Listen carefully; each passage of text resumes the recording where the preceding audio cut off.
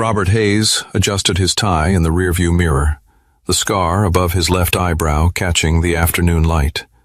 15 years as a Marine, 10 years building a construction empire from nothing, and 3 years since Diana walked out with half his life's work tucked under her manicured nails. The divorce papers might have called it irreconcilable differences, but Rob knew better. Greed had a way of making people incompatible with decency. His phone buzzed against the dashboard. Emma's contact photo, her bright smile at last year's homecoming, filled the screen.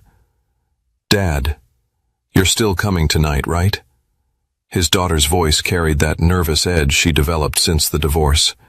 At 18, she'd become the family diplomat, constantly smoothing over the jagged edges her mother's choices had created. "Wouldn't miss it, sweetheart. Graduating summa cum laude from Princeton deserves a proper celebration," Rob replied. "Trevor's been really supportive through everything," Emma said, her tone carefully neutral. "I know it's weird, but he's actually helped me figure out my career path." Rob's knuckles tightened around the steering wheel. Trevor Manning, the hedge fund prince who'd convinced Diana that a construction worker's love wasn't worth her time. The man who'd smiled at Rob across the mediation table while his lawyer carved up 25 years of marriage like a Christmas turkey.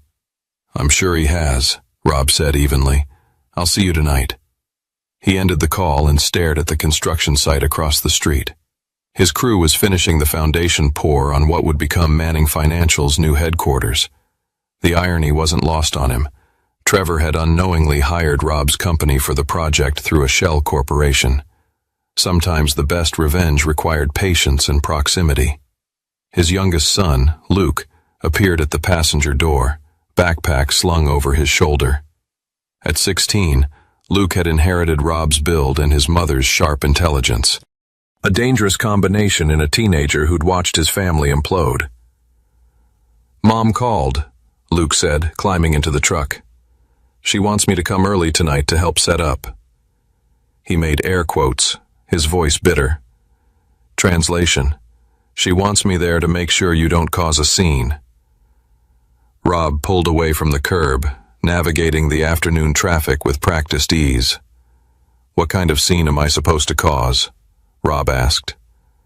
"The kind where you remind everyone that Trevor's been seeing Mom since before the divorce was final," Luke replied, staring out the window. "Alex is already there, playing happy family. Makes me sick." Rob's oldest son had chosen sides early and often. At 22, Alex had gladly accepted Trevor's job offer at Manning Financial, trading his father's blue-collar legacy for a corner office and an accompanying BMW. Blood meant nothing when the price was right. "Your brother made his choice," Rob said. "We all have to live with our choices." Luke turned to study his father's profile. "You're planning something, aren't you?" Rob smiled, but it didn't reach his eyes. "I'm planning to celebrate your sister's graduation." The truth was more complicated. 3 months ago, Rob had discovered something that changed everything.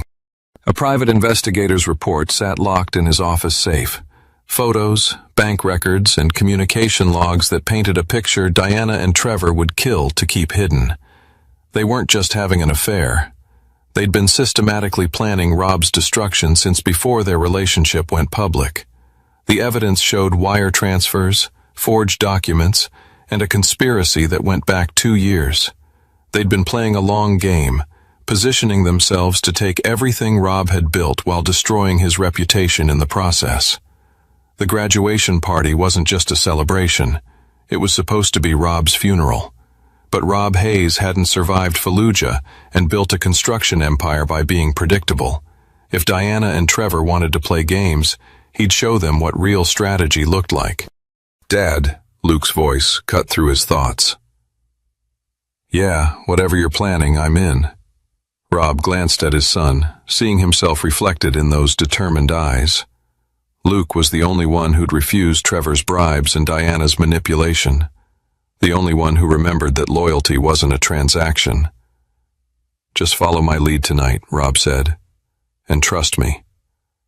As they drove toward the penthouse where his daughter's party would unfold, Rob mentally reviewed his plan. Diana and Trevor thought they held all the cards. But they'd made one crucial mistake. They'd underestimated the man they'd betrayed.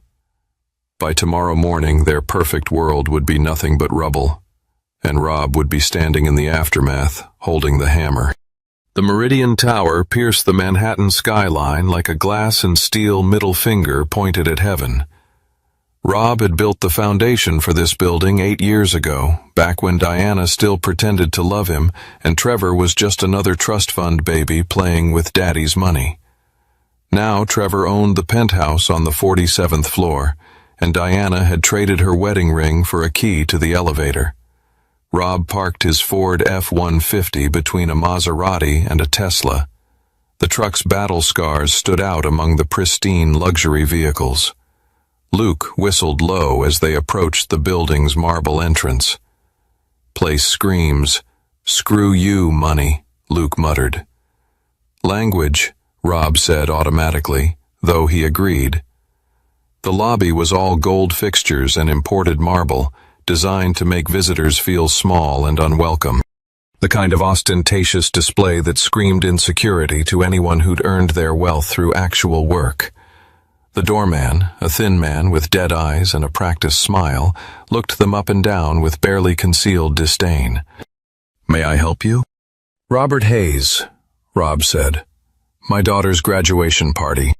The doorman consulted his tablet with theatrical precision. "Ah, yes, Mr. Hayes. Manning is expecting you. The express elevator to the penthouse is—" "Manning," he finished awkwardly, stumbling over the new name. Rob's voice carried an edge that made the doorman step back. "Ah, yes, sir. Diana Manning. The penthouse elevator is just past the main desk." Rob filed away the name change for later consideration. Diana had wasted no time erasing their history, but she'd forgotten that some stains never wash out. They rode the express elevator in silence, Rob's reflection staring back at him from the polished steel doors. The suit was new, tailored, and expensive enough to pass inspection among Diana's new crowd, but underneath the civilized veneer was a man who'd learned to fight with his bare hands before he'd learned to read a profit and loss statement. The elevator opened directly into Trevor's penthouse, and Rob stepped into a world designed to impress and intimidate. Floor-to-ceiling windows offered a panoramic view of the city, while abstract art worth more than most people's houses hung on the walls like trophies. The space screamed wealth without warmth, all sharp edges and cold surfaces. "Daddy!" Emma rushed toward him, radiant in a blue dress that matched her eyes. Rob's anger dissolved temporarily as he wrapped his daughter in a bear hug, breathing in her familiar shampoo scent. "There's my Princeton graduate," he said, pulling back to study her face. "I'm so proud of you, sweetheart." "I'm glad you came," Emma said, but her eyes darted nervously toward the crowd gathered around the main living area. "Everyone's been asking about you." Rob followed her gaze and immediately understood the dynamic. This wasn't a family celebration. It was a carefully orchestrated social event designed to showcase Diana and Trevor's new life. Rob recognized several faces from the society pages, along with Trevor's business associates and Diana's new country club friends. They all looked at him with the same expression worn by people visiting a zoo, fascinated but careful to maintain distance from the dangerous animal. Diana approached with the smile she'd once reserved for tax auditors and door-to-door salesmen. At 43, she was still beautiful, but there was a hardness around her eyes that hadn't been there during their marriage. Success looked good on her, but it had cost her something essential. She'd chosen her outfit carefully, a black cocktail dress that was elegant without being flashy, expensive without being obvious. The diamonds at her throat were new, significantly larger than anything Rob had ever bought her. The message was clear. This is what real money can buy. "Diana." Rob nodded, refusing to use her new last name. "Beautiful place. Trevor has wonderful taste," he said, his tone even. Diana's hand found Trevor's arm as he materialized beside her. "You remember Trevor?" "Of course." Trevor Manning looked exactly like what he was, an inherited fortune wrapped in a Ralph Lauren suit. tall, lean, with the kind of refined features that suggested generations of good breeding and better nutrition. His handshake was firm but soft, the grip of a man who'd never swung a hammer or carried a rifle. "Robert, good to see you again," Trevor said with practiced sincerity. "Emma's told us so much about your business. Construction, right? Must be satisfying building things with your hands."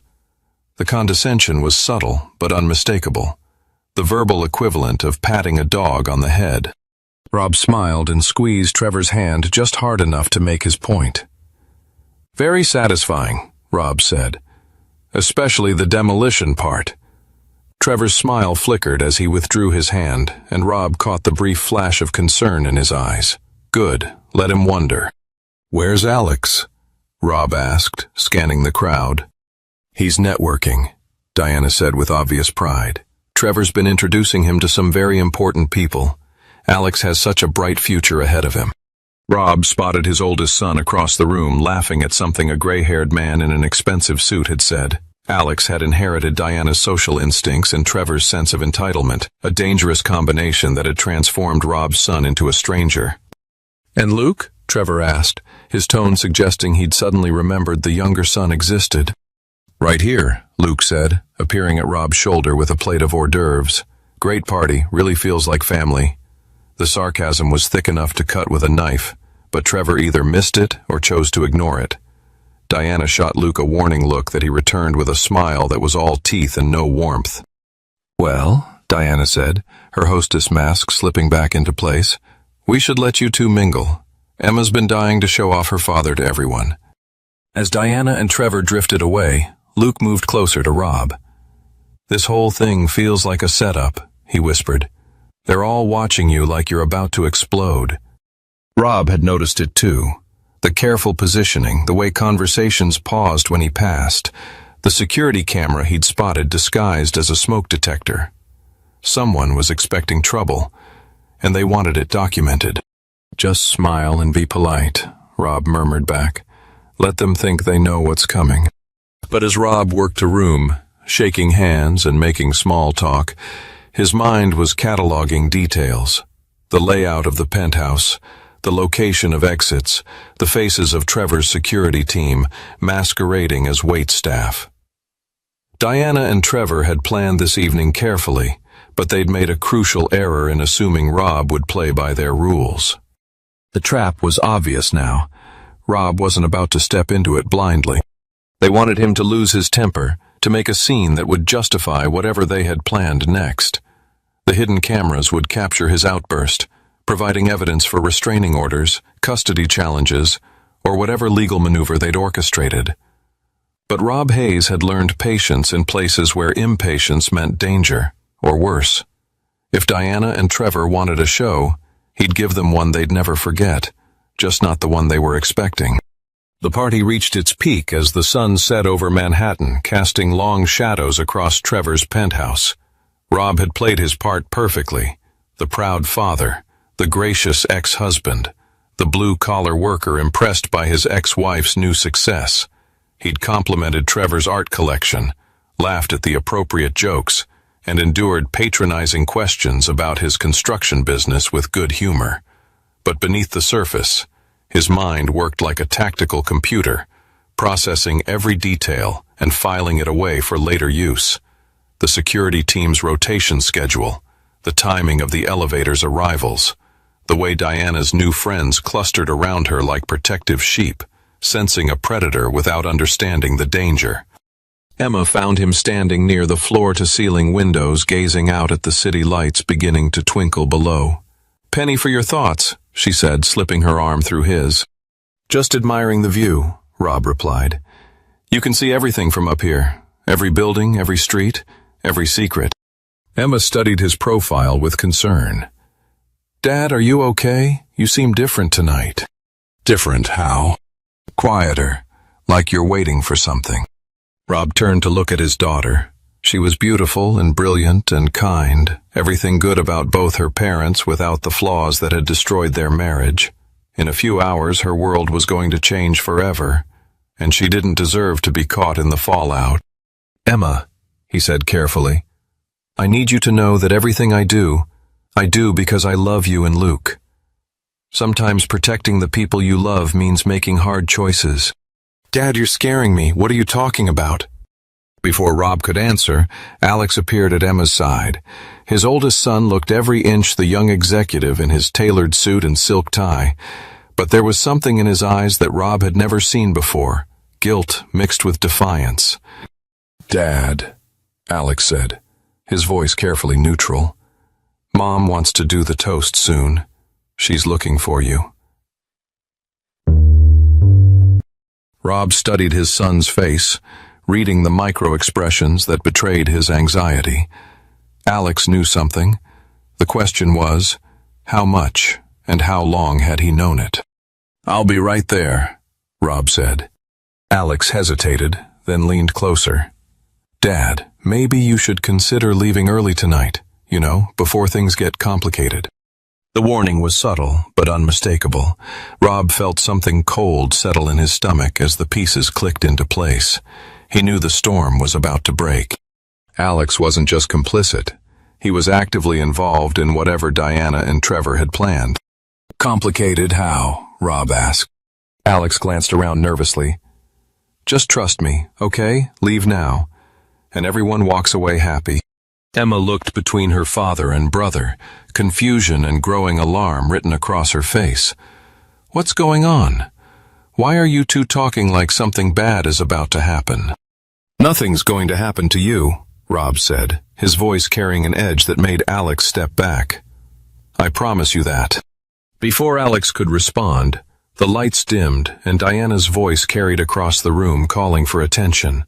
The crowd gathered in the main living area, champagne glasses in hand, as Diana positioned herself next to Trevor like a politician's wife at a campaign rally. Thank you all for being here tonight, Diana began, her voice warm and gracious. We're here to celebrate Emma's incredible achievement, graduating summa cum laude from Princeton, but also to celebrate family, new beginnings, and the power of love to overcome any obstacle. The crowd murmured appreciatively, but Rob caught the subtle emphasis on new beginnings. This was more than a graduation party. It was Diana's coming-out celebration, her public declaration that she'd successfully traded up from a construction worker to hedge fund royalty. As most of you know, Diana continued, the past few years have been challenging for our family. Divorce is never easy, especially when children are involved. But I'm grateful that we've all found a way to move forward with grace and dignity. Rob felt Luke stiffen beside him. The hypocrisy was breathtaking, even for Diana. Grace and dignity, words that apparently didn't apply to stealing half a man's life's work or conducting an affair behind his back. I also want to thank my partner Trevor for his patience and support during this transition, Diana said, her hand finding Trevor's. He's been a rock for all of us, especially the children. Trevor has shown Alex and Emma what it means to have a positive male role model, and I couldn't be more grateful. The insult was delivered with surgical precision, wrapped in gratitude but sharp enough to draw blood. Rob felt Emma's hand tighten on his arm as the crowd's eyes turned toward him, waiting for his reaction. But Rob had learned to control his anger in places where emotional reactions meant disaster. He smiled and raised his champagne glass, playing the role of the gracious loser one last time. To Emma, he said, his voice carrying clearly across the room, and to getting exactly what you deserve. The toast was drunk with enthusiasm, but Rob caught the look that passed between Diana and Trevor. They'd expected him to explode, to provide the justification for whatever they had planned. His restraint had thrown them off script. As the crowd began to disperse, Luke grabbed Rob's jacket sleeve. "Dad, wait," he hissed, pulling him toward the hallway. "You can't use the front door." Rob allowed himself to be pulled away from the main room, following Luke down a service corridor he hadn't noticed before. "What are you talking about?" Luke glanced around nervously, then pulled out his phone and showed Rob a text message. The sender was listed as unknown, but the message was clear. "Your father walks out the front door. He doesn't walk out at all. Service elevator is clean." "I got this an hour ago," Luke whispered. "I think someone's trying to help us." Rob studied the message, his mind racing through possibilities. Who would know enough about Trevor's plan to warn them, and why risk exposure to help a man they barely knew? "This is all set up to trap you," Luke said urgently. "I've been watching all night. Trevor's security guys keep checking the front elevator. Something's waiting for you down there." Rob felt the last piece of the puzzle click into place. The graduation party, the public humiliation, the careful documentation. It was all designed to provide cover for what came next. They planned to make him disappear, and everyone at the party would swear he'd left angry and threatening violence. "Show me this service elevator," Rob said. Luke led him through a maze of service corridors to a freight elevator tucked away behind the kitchen. As they waited for it to arrive, Rob's phone buzzed with a text from an unknown number. "Basement garage, black SUV, come alone." The elevator doors opened with a soft ding, revealing an empty car that smelled of industrial cleaner and fear. Rob stepped inside, but Luke hesitated at the threshold. "I'm coming with you," Luke said. "No." Rob's voice brooked no argument. "Go back to the party. Stay close to Emma. Whatever happens tonight, protect your sister." "Dad." "That's an order, son." Luke nodded reluctantly and stepped back as the doors closed.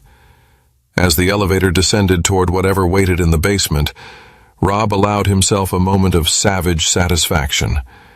Diana and Trevor thought they were chess masters, but they'd been playing checkers while he'd been learning the rules of war. The elevator shuddered to a stop and the doors opened onto a dimly lit parking garage. A black SUV idled in the shadows, its windows too dark to see inside. Rob stepped out of the elevator, his hand instinctively moving to the small of his back, where his concealed carry permit allowed him to keep a Glock 19. Suddenly it happened. The SUV's rear door opened, and a figure emerged from the shadows. Someone Rob hadn't expected to see tonight. Someone whose presence changed everything he thought he knew about Diana and Trevor's plan. The man stepped into the light and Rob's blood ran cold as he recognized the face that had haunted his nightmares for 3 years. Marcus Sullivan emerged from the SUV like a specter from Rob's darkest memories. 3 years in federal prison had aged him, adding gray to his temples and lines around his eyes. But the cold intelligence that had made Marcus Rob's most dangerous enemy remained unchanged. "Hello, Rob," Marcus said, his voice carrying the same cultured tone that had once convinced half of Chicago's elite to invest in his Ponzi scheme. "You look surprised to see me." Rob's hand stayed near his weapon, but he didn't draw. Marcus had always been more dangerous with his mind than his hands, and 3 years in federal lockup had likely sharpened rather than dulled his survival instincts. "Sullivan," Rob said evenly, "I thought you were supposed to be in Leavenworth for another 5 years."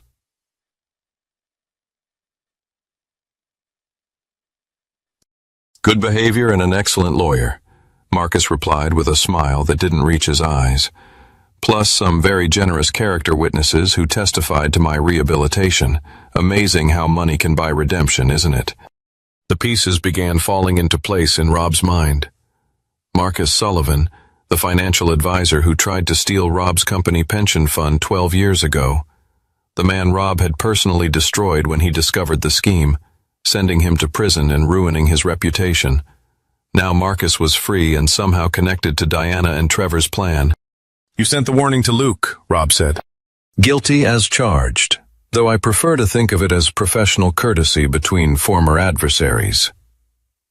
Marcus gestured toward the SUV. "We need to talk, and this isn't the place. Trevor's security team will be looking for you soon." Rob didn't move. "Talk about what?" "About why your ex-wife and her boyfriend want you gone.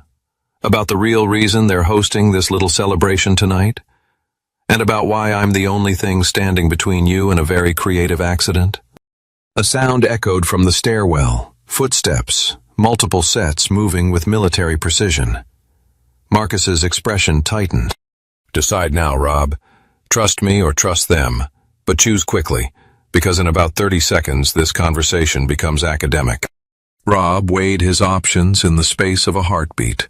Marcus Sullivan was a convicted felon and a liar, but he was also brilliant and pragmatic. If he'd wanted Rob gone, there were easier ways to accomplish it than an elaborate rescue. "Talk fast," Rob said, climbing into the SUV. Marcus followed him in and tapped the driver's shoulder. The vehicle moved smoothly through the garage toward the exit as Marcus activated a white noise generator and pulled out a tablet. "2 years ago, your ex-wife approached me through an intermediary," Marcus began. "She wanted information about your business dealings, your finances, your vulnerabilities, standard divorce warfare stuff, or so I thought." "You helped her steal half my assets," Rob said, his voice deadly quiet. "I provided financial analysis in exchange for my legal fees and a modest consulting fee. Nothing illegal about it." Marcus swiped through files on his tablet. "But 3 months ago, Diana contacted me again. This time she wanted something different. She wanted you gone. Permanently." Rob studied Marcus's face for tells, but the man had always been an excellent liar. "Why would you care what happens to me?" "Because taking your life is just the opening move in a much larger game," Marcus said. "Diana and Trevor aren't just planning your destruction.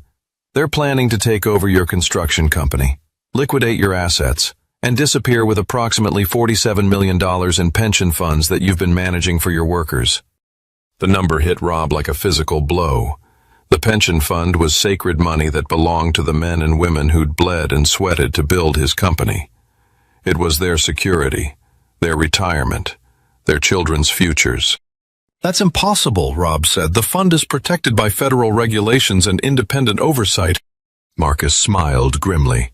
"Not if the fund manager is declared mentally unstable and commits suicide after harming his ex-wife and her partner in a jealous rage. Trevor's been very carefully setting up that narrative for months." The SUV pulled into an all-night diner's parking lot and Marcus handed Rob a thick folder.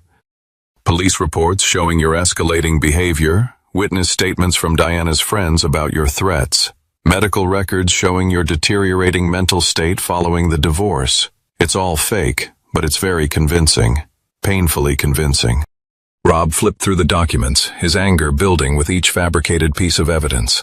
The psychological profile painted him as a dangerous veteran suffering from PTSD, unable to accept his ex-wife's new relationship. The police reports detailed incidents that had never happened. Domestic disturbances, threatening phone calls, violations of restraining orders that had never been issued. "Who else is involved?" Rob asked. "Your son, Alex.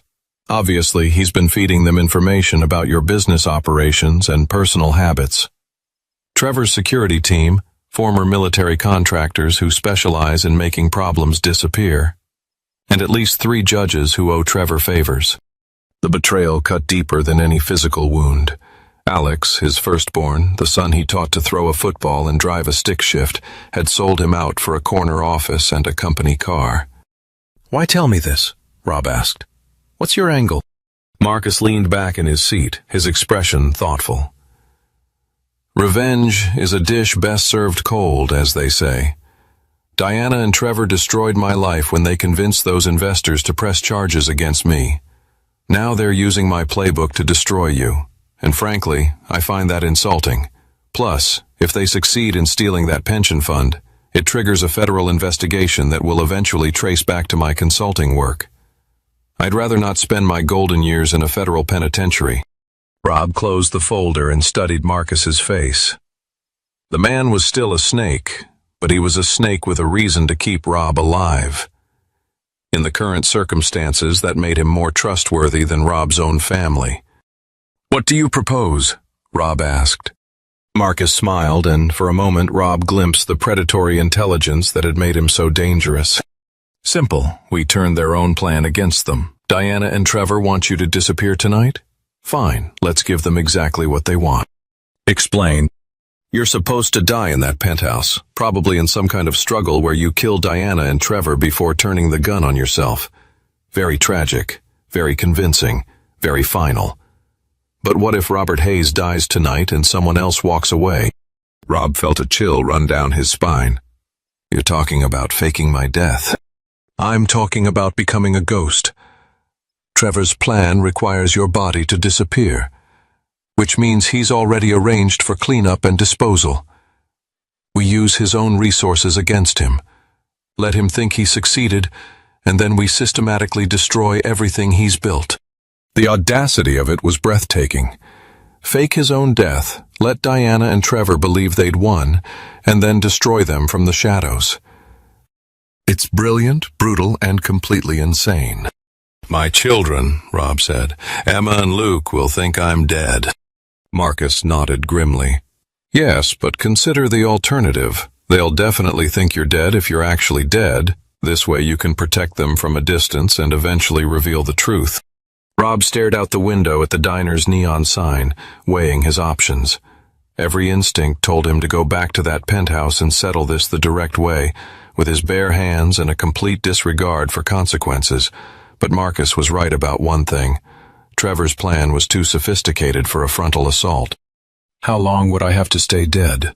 Rob asked. Long enough to gather evidence and build a case that will destroy them completely. Months? Maybe a year. But when it's over, Diana and Trevor will lose everything. Their money, their freedom, their lives. Rob made his decision. If Diana and Trevor wanted to play games with his family's future, he'd show them what a real strategist could do. Let them think they'd won. Let them celebrate their victory. In the shadows, Robert Hayes would die, and something much more dangerous would be born. What do you need from me? Rob asked. Marcus smiled, and it was the most terrifying expression Rob had ever seen. Just trust me, and be ready to become someone else. By tomorrow morning, Robert Hayes will be a memory, and your real revenge can begin. The plan Marcus outlined was elegant in its simplicity and horrifying in its implications. Rob would return to the penthouse, but not as himself, as a dead man walking, playing out the final act of Trevor's script while secretly recording everything. Marcus handed him a small device that looked like a shirt button, voice recorder with 12 hours of battery life. Whatever happens tonight, we'll have evidence of their conspiracy. And after you disappear, I have contacts who specialize in creating new identities for people who need to vanish. Within 24 hours, Robert Hayes will be officially dead, and you'll become someone else entirely. Rob studied the device, then carefully worked it into his suit jacket's button panel. What about my body? Trevor's people will expect to clean up the crime scene. Marcus pulled out another piece of equipment, a small vial of dark liquid, stage blood. When the shooting starts, you go down. I trigger a small explosive charge that takes out the lights, and in the confusion, you're extracted through the service corridors. You make it sound simple. The best plans usually are. It's the execution that gets complicated. Marcus checked his watch. We need to move. Trevor's security team is probably wondering where you went. Rob climbed out of the SUV and paused. Sullivan, why are you really doing this? The truth this time. Marcus met his eyes, and for a moment, the mask slipped. Because 12 years ago, you could have destroyed me quietly. Instead, you gave me the chance to come clean, to pay back what I'd stolen. I chose to fight you, and I lost everything because of that choice. Consider this my attempt to balance the scales. Rob nodded and walked back toward the Meridian Tower. The night air was cool against his skin, and he found himself memorizing details. The sound of traffic, the smell of hot dog vendors, the feel of concrete beneath his feet. After tonight, Robert Hayes would never experience any of it again. The lobby was empty, except for the night security guard who barely looked up from his magazine as Rob headed for the service elevator. The ride to the 47th floor felt eternal. Each floor number was a countdown to his own death. The penthouse was quieter now, most of the guests having departed. Rob could hear voices from the main living area, Diana's laugh, Trevor's commanding tone, the clink of glasses being cleared away. He moved through the service corridors like a ghost, using the layout he'd memorized earlier to position himself near the main room. Through a crack in the door, he could see the final act beginning to unfold. Diana stood near the windows, still in her black cocktail dress, but with her shoes off and her hair slightly mussed. Trevor was at the bar, pouring himself a whiskey with the satisfied air of a man whose plans were proceeding perfectly. Alex sat on the leather sofa, his tie loosened and his expression troubled. Emma had clearly been sent away. Rob could see her coat was gone from the front closet. Only Luke remained, standing near the kitchen entrance with the careful posture of someone ready to run or fight. "Where is he?" Trevor asked, checking his watch. "Your father should have been back by now." "Maybe he actually left," Alex said. "Hopefully. Maybe he finally got the message." Diana shook her head. "Robert doesn't give up that easily. He's planning something. I can feel it." "Then perhaps it's time to accelerate our timeline," a new voice said. Rob tensed as a man emerged from the study, tall, broad-shouldered, with the precise movements of a professional security guard. This wasn't one of the waitstaff Rob had identified earlier. This was Trevor's real muscle, the cleanup crew Marcus had warned him about. "Mr. Manning," the man continued, "my team has visual confirmation that the target left the building approximately 90 minutes ago. He should have returned by now if he was simply taking a break." Trevor's expression darkened. "Could he have discovered the surveillance?" "Unlikely, sir, but we should consider the possibility that he's planning to involve law enforcement or the media. The window for containment is closing." Rob felt his blood run cold as the implications became clear. They weren't just planning to kill him. They were planning to kill him tonight, with Luke still in the penthouse. "What about Luke?" Diana asked, as if reading Rob's thoughts. "Collateral damage," Trevor said dismissively. "The boy chose his side when he refused our offers. Sometimes children have to pay for their parents' mistakes." Luke stepped forward, his young face flushed with anger. "You're talking about murdering my father, and now you're threatening me too." The security man's hand moved toward his jacket, but Diana held up a restraining gesture. "Luke, honey, you don't understand the situation.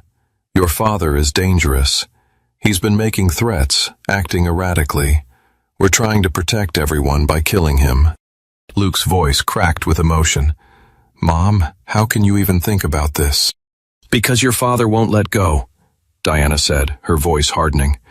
"He can't accept that I've moved on, that I'm happy now. He's going to keep coming after us, keep trying to destroy what Trevor and I have built. Sometimes you have to choose between being kind and being safe." Rob had heard enough. He activated the recording device and stepped into the room, his hands visible and empty. "Interesting conversation. Mind if I join?" The reaction was immediate and telling. Trevor's hand went to his phone, undoubtedly triggering some kind of alert. The security man reached for his weapon but didn't draw it yet. Diana's face went pale, then flushed with anger and fear. Only Alex seemed genuinely surprised. "Dad, where did you go?" "Just taking some air," Rob said casually. "Amazing what you can hear when people think you're not listening." "Diana, sweetheart, you've really outdone yourself this time." Diana's mask finally slipped completely, revealing the cold calculation beneath her society wife facade. "Robert, you shouldn't have come back." "No, I really shouldn't have," Rob agreed. "But I've never been good at doing what I should. It's one of my many character flaws." Trevor stepped forward, trying to regain control of the situation. "Robert, I think there's been a misunderstanding. Perhaps we should sit down and discuss." "Discuss what?" Rob interrupted. "How you're planning to murder me and steal my workers' pension fund.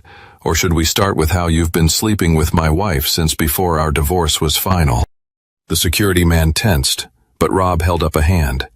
"Easy there, Rambo. I'm not here for a fight. I'm here for answers." "Answers to what?" Diana demanded. "To why my own son helped you set me up," Rob said, his eyes finding Alex. "To why you thought you could steal money from people who trusted me. To why you're willing to murder a 16-year-old boy to cover your tracks." Alex stood up slowly, his face a mask of conflicting emotions. "Dad, I never wanted it to go this far.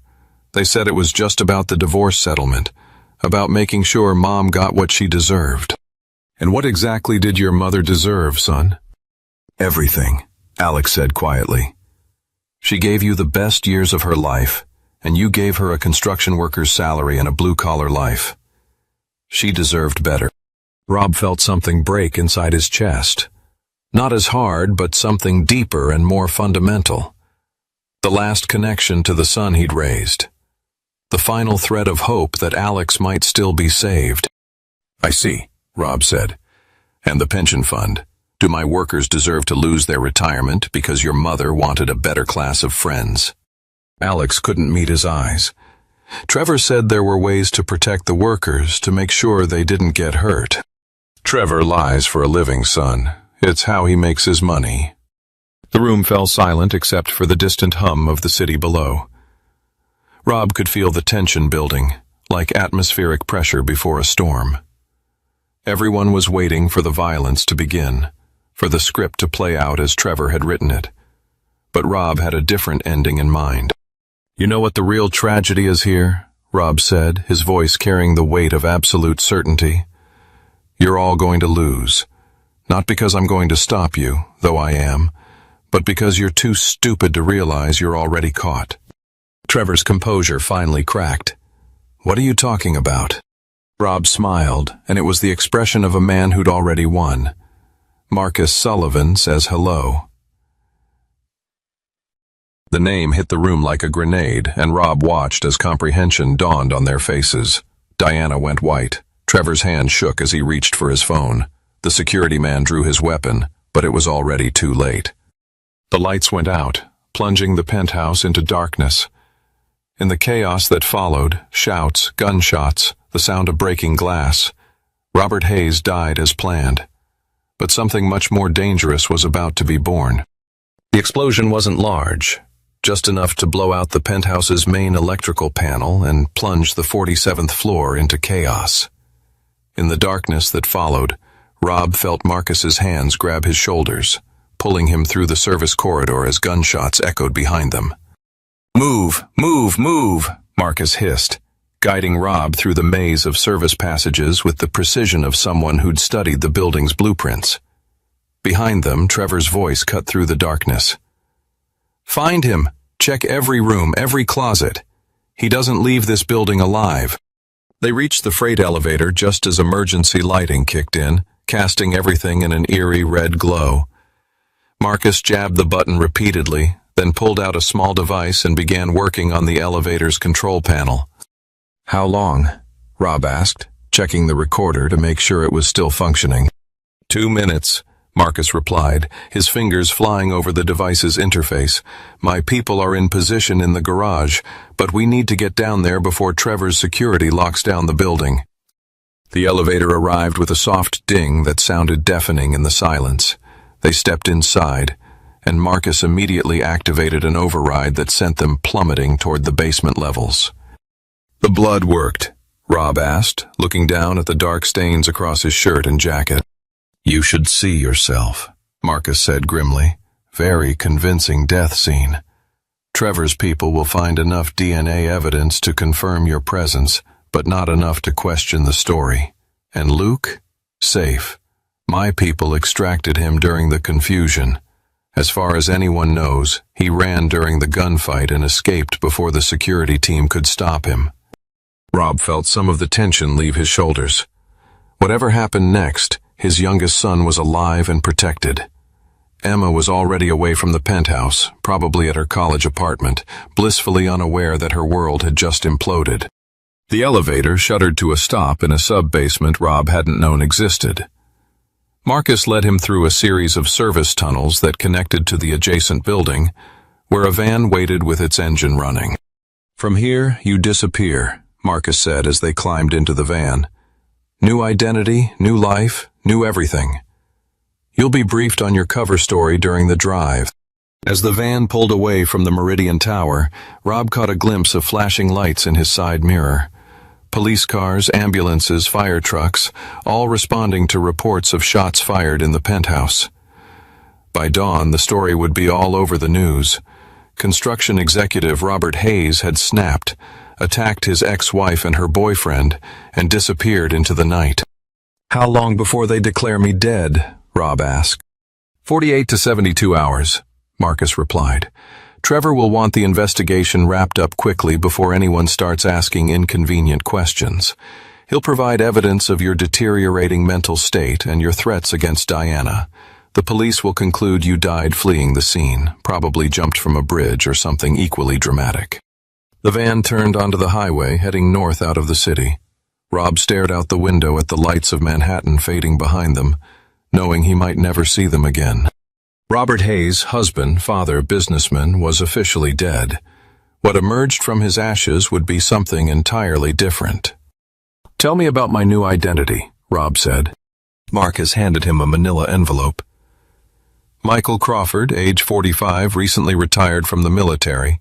You're a security consultant with a spotless background and excellent references. The identity will hold up to anything short of a federal investigation." Rob opened the envelope and studied the documents inside. Driver's license, passport, credit cards, even a discharge certificate from the Army Rangers, all perfectly crafted forgeries that would pass any casual inspection. "What about my appearance?"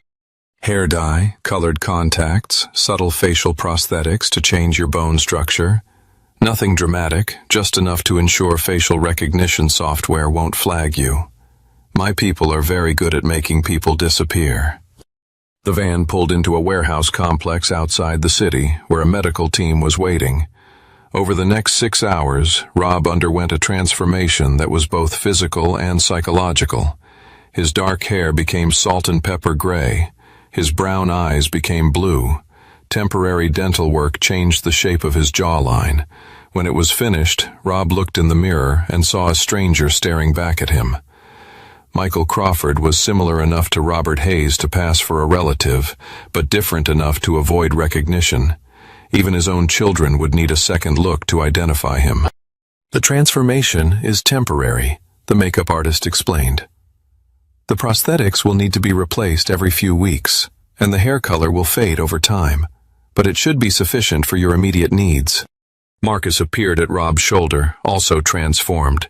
His gray hair was now black, his aristocratic features softened by subtle changes. "Welcome to the Ghost Protocol, Michael. Ready to learn how dead men take their revenge?" Over the next several days, Rob, now Michael Crawford, was given a crash course in covert operations. He learned about surveillance and counter-surveillance, document forgery, financial crime investigation, and a dozen other skills he'd never needed as a construction executive. Marcus had assembled a team of specialists, former intelligence operatives, white-collar crime investigators, computer hackers, and financial analysts. All of them had reasons to want Trevor Manning destroyed, and all of them had skills that complemented Rob's natural strategic instincts. "Think of it as a hostile corporate takeover," Marcus explained during one of their planning sessions. "Trevor has built his empire on other people's money and other people's trust. We're going to systematically destroy both."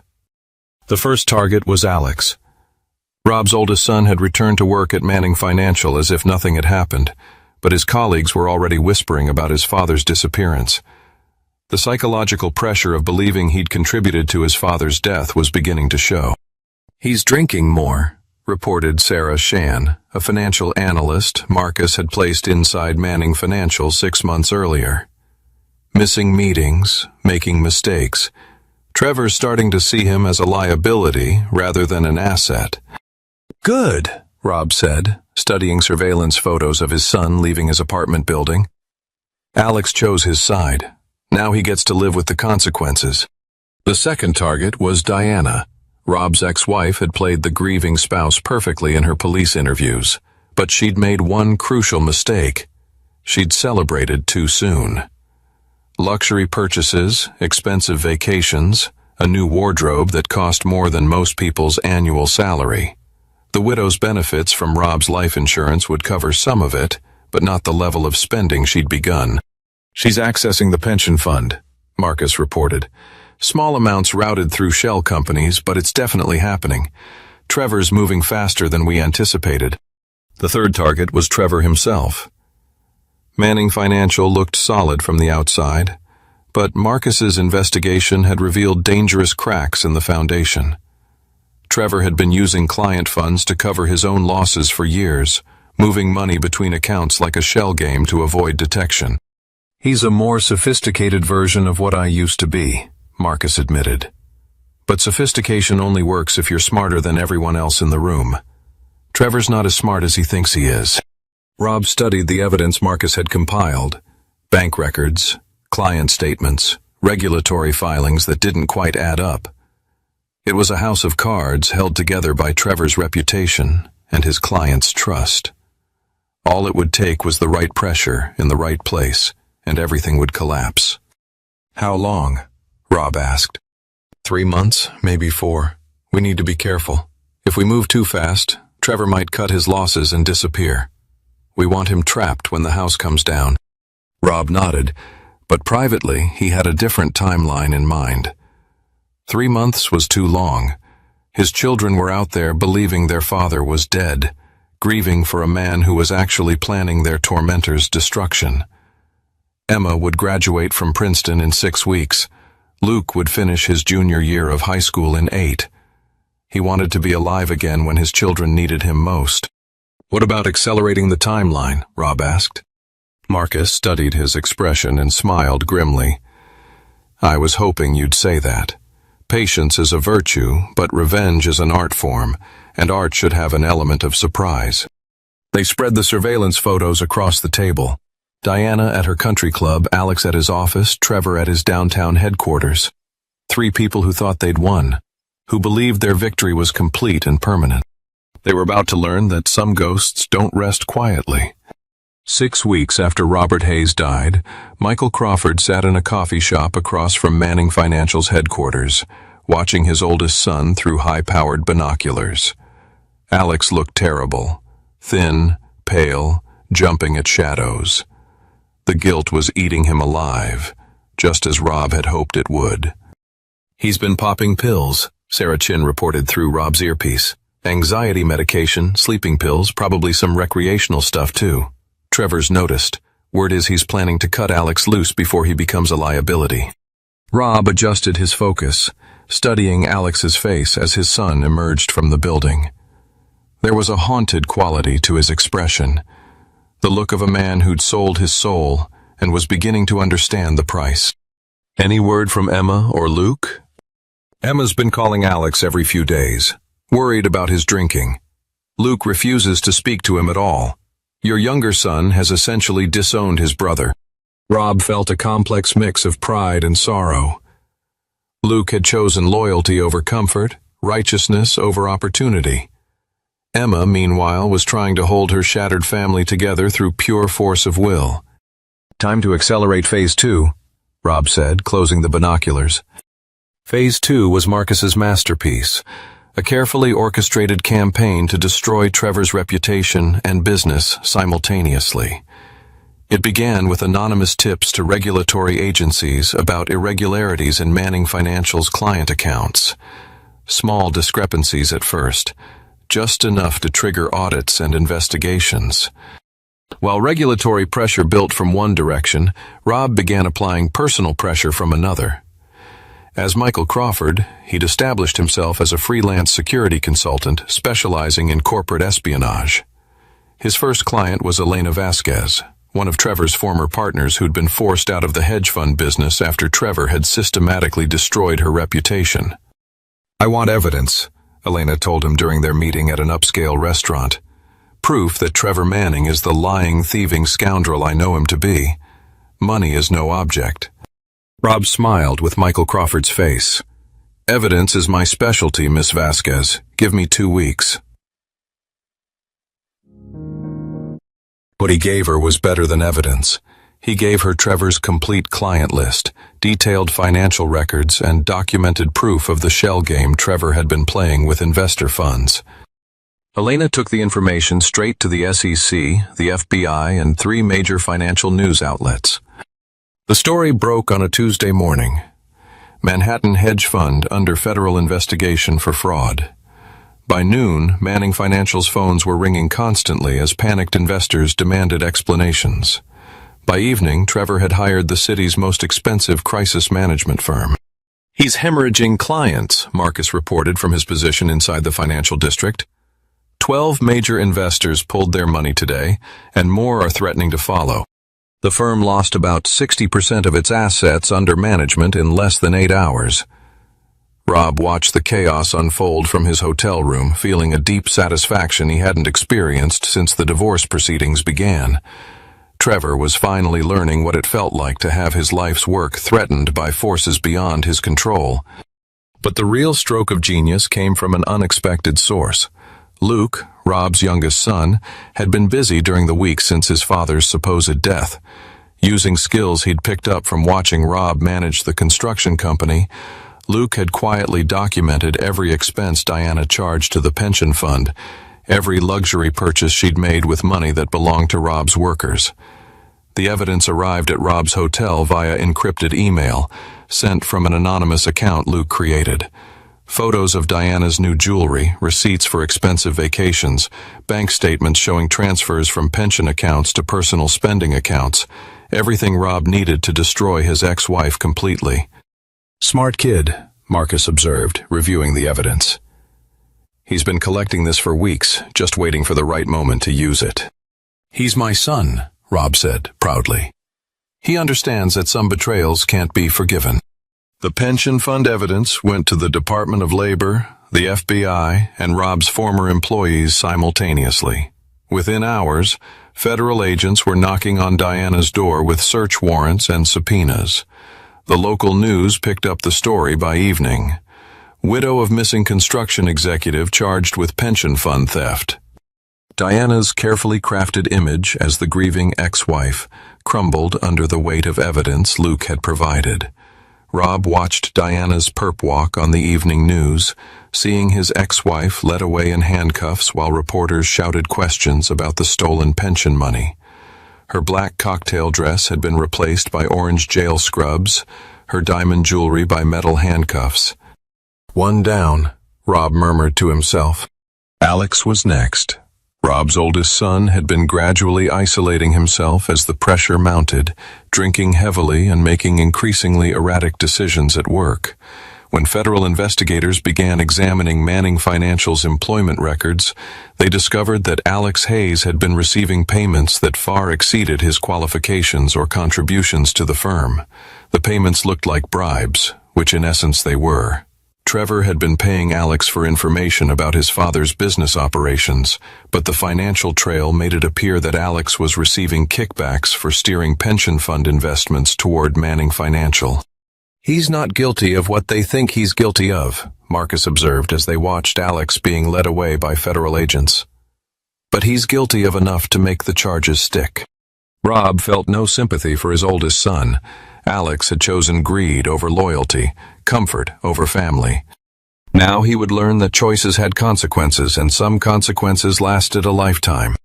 With Diana in federal custody and Alex facing charges of his own, Trevor Manning found himself completely isolated. His business was collapsing. His co-conspirators were either dead or imprisoned, and federal investigators were closing in on evidence of his massive fraud scheme. But Trevor had one final card to play, and it was aimed directly at the people Rob cared about most. "He's hired a team of investigators," Sarah Chin reported during an emergency meeting. "Private military contractors, the kind of people who specialize in making problems disappear permanently. Word is he's offering serious money to anyone who can find Emma and Luke Hayes." Hayes. Rob felt ice form in his stomach. Trevor was done playing games. If he was going down, he intended to take Rob's children with him. "How much time do we have?" Rob asked. "Maybe 48 hours before his people track them down. Emma's at Princeton, which makes her easy to find. Luke's staying with friends, but he's still going to high school. Trevor's people are professionals. They'll find both kids by the weekend." Rob stood up, his decision made. The careful plan, the patient revenge, the systematic destruction of his enemies, all of it was secondary to his children's safety. "Time to end this," he said. Marcus nodded grimly. "What do you need?" "Everything. Weapons, backup, and a plan to take Trevor down before he hurts my kids." "And afterwards, once Trevor's gone, Michael Crawford disappears and Robert Hayes has to stay dead. You'll never be able to see your children again." Rob considered this for exactly 3 seconds.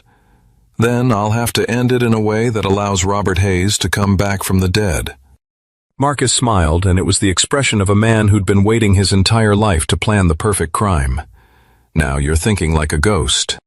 The plan Marcus devised was audacious even by his standards. Fake Rob's resurrection while simultaneously destroying Trevor Manning in a way that would satisfy federal investigators and close all remaining questions about Robert Hayes' death. "Trevor thinks you're dead," Marcus explained as they reviewed surveillance photos of Manning Financial's headquarters. "That's his weakness. Dead men can't testify against him, can't provide evidence of his crimes, can't threaten his operations. He's gotten careless because he believes the primary threat has been eliminated." Rob studied the building's layout, noting security cameras, guard positions, and escape routes. "How do we use that against him?"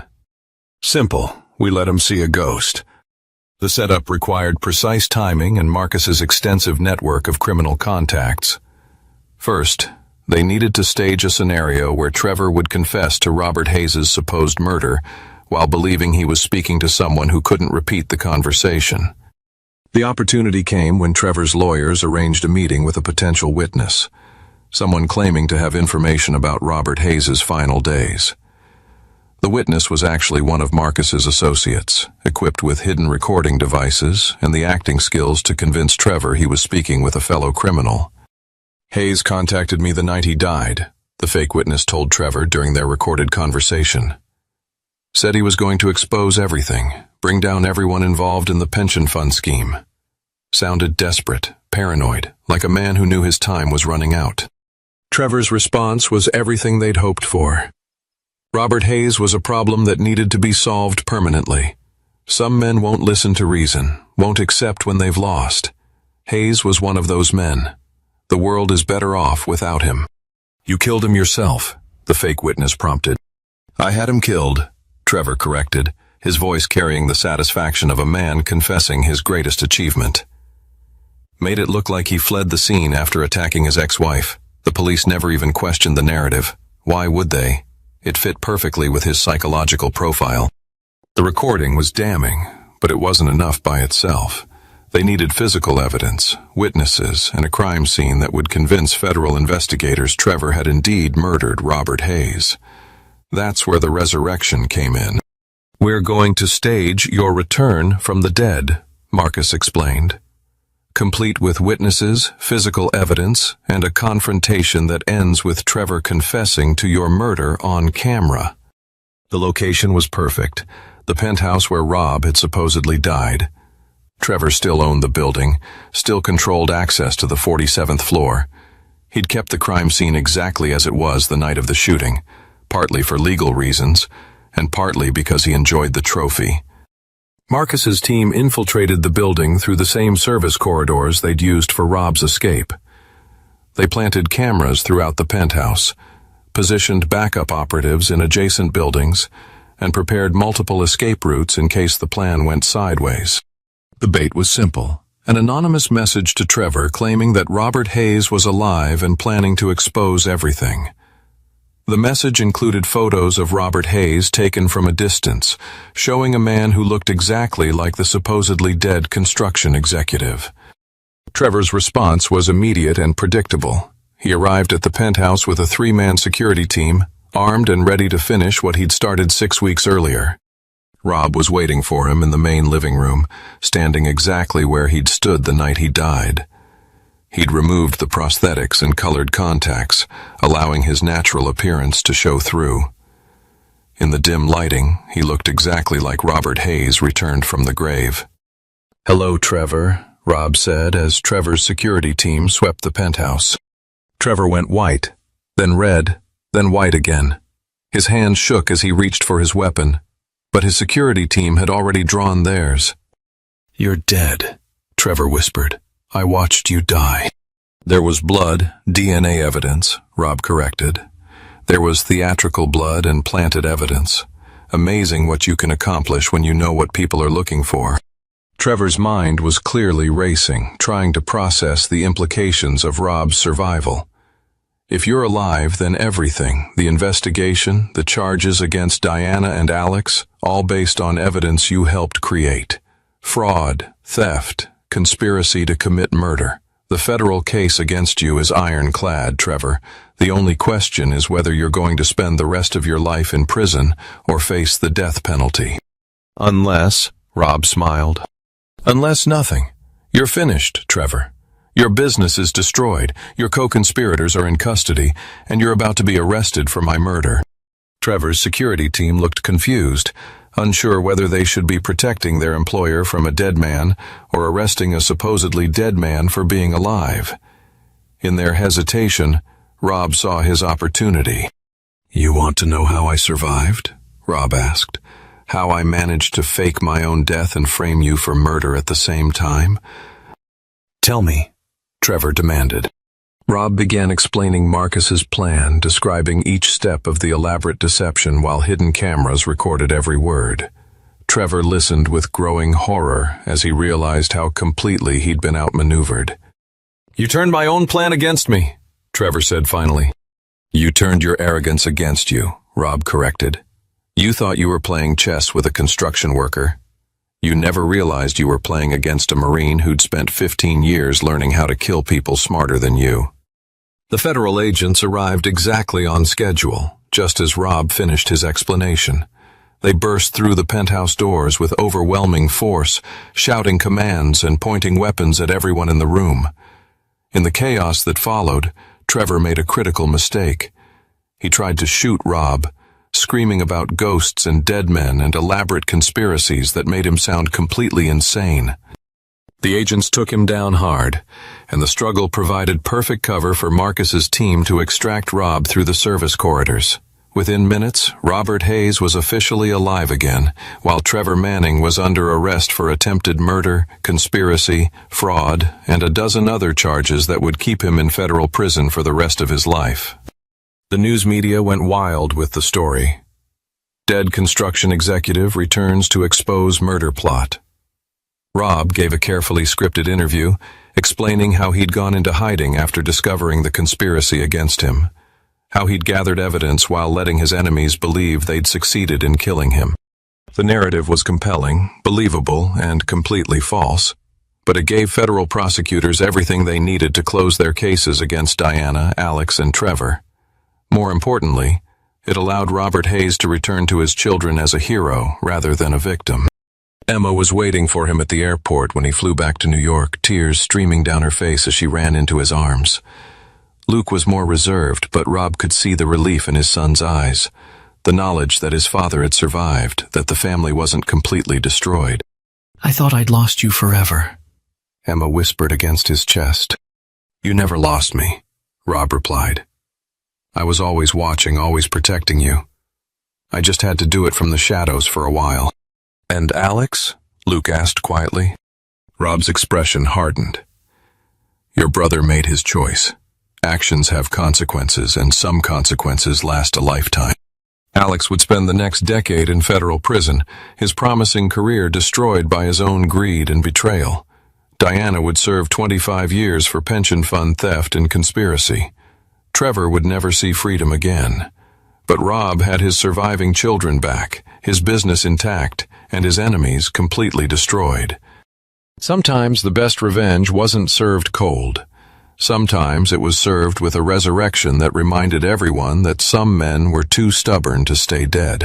1 year after his resurrection, Robert Hayes stood on the construction site where Manning Financial's headquarters had once been planned.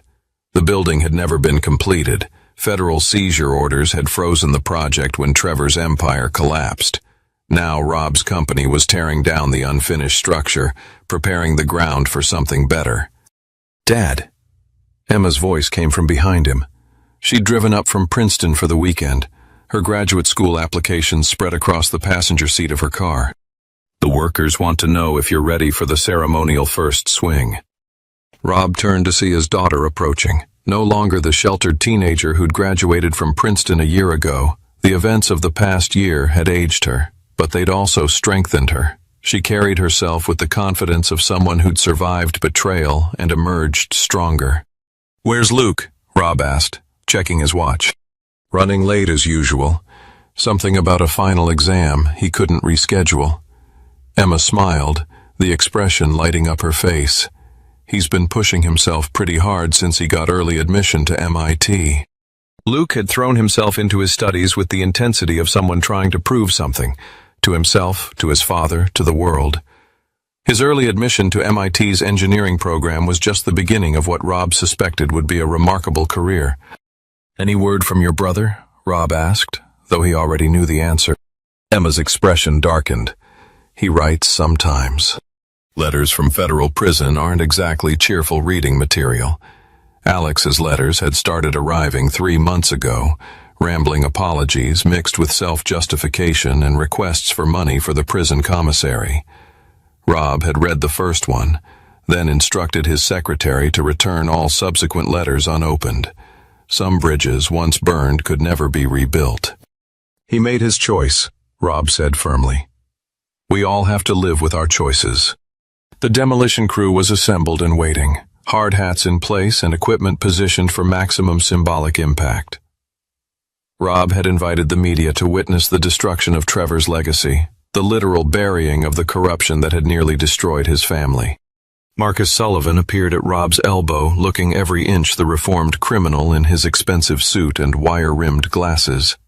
His transformation from con man to legitimate business consultant had been remarkably successful, though Rob suspected the reformation was more pragmatic than spiritual.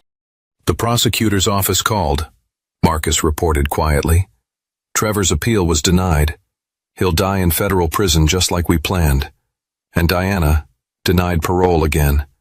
The pension fund trustees made sure the parole board understood exactly how many families she'd hurt with her theft. She won't see daylight for another 15 years minimum." Rob nodded with satisfaction. Justice wasn't always swift, but it could be thorough when properly applied. Luke arrived just as Rob was preparing to swing the ceremonial sledgehammer, his young face flushed from running across the construction site.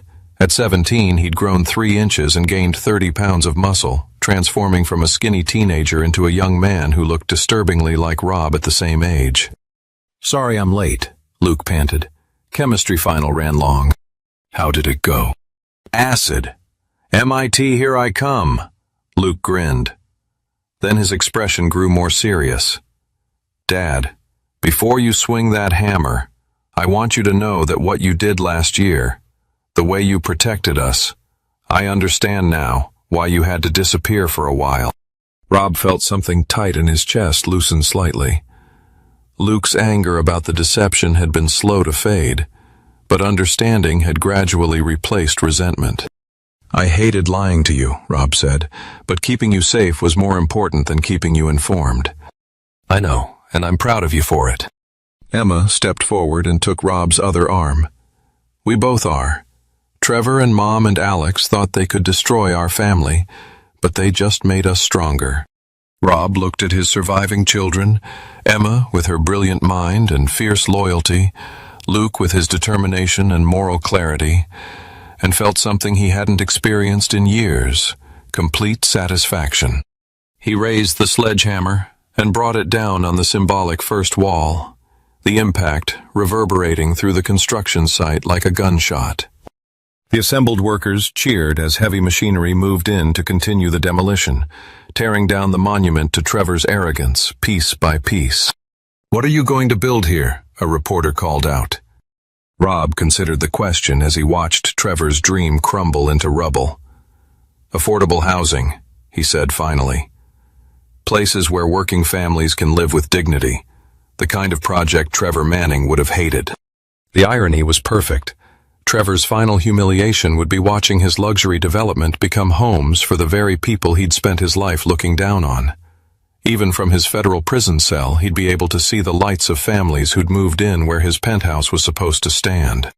As the demolition continued, Rob walked to the edge of the construction site where a small memorial had been erected. It wasn't for Trevor or Diana or Alex. It was for the Robert Hayes who died in that penthouse a year ago. The man who trusted too easily, forgave too quickly, and learned too late that some people couldn't be saved from their own greed. That Robert Hayes was gone forever, replaced by someone harder, colder, and infinitely more dangerous. The new Robert Hayes didn't forgive betrayal or forget enemies. He understood that loyalty was earned, Trust was fragile, and family was defined by actions rather than blood. "Any regrets?" Marcus asked, joining him at the memorial. Rob considered the question seriously. Alex was in prison probably for the rest of his productive life. Diana was facing decades behind bars. Trevor would die in federal custody. The family he'd built over 25 years of marriage was permanently shattered. "None," Rob said finally. "They all got exactly what they deserved."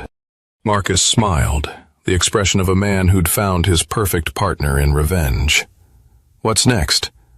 "The construction business seems a little tame after the past year." Rob watched his workers clearing debris from the demolished structure, preparing the ground for something better.